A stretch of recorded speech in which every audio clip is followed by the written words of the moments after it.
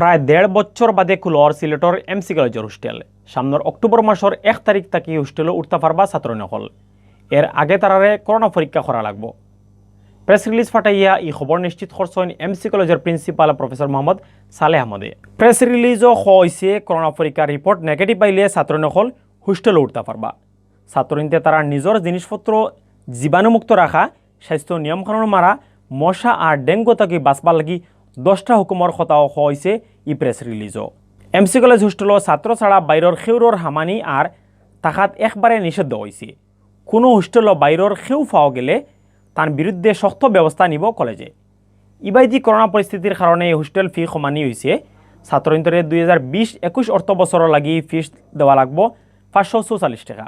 2021-22 অর্থ বছর 3500 টাকা ফিস দিয়া হোস্টেল তাক্তা পারবা ছাত্র নহল। এমসি কলেজ হোস্টেলের সুপার মোহাম্মদ জামালউদ্দিনে জানাইছেন হোস্টেল খোলার সব প্রস্তুতি নেওয়া হয়েছে। ছাত্রীদের নিরাপত্তার বিষয়ে বালাখরি গুরুত্ব দেওয়ার সবে যাতে স্বাস্থ্য নিয়মকানুন মানন ই ব্যাপারেও খেয়াল রাখা হইব।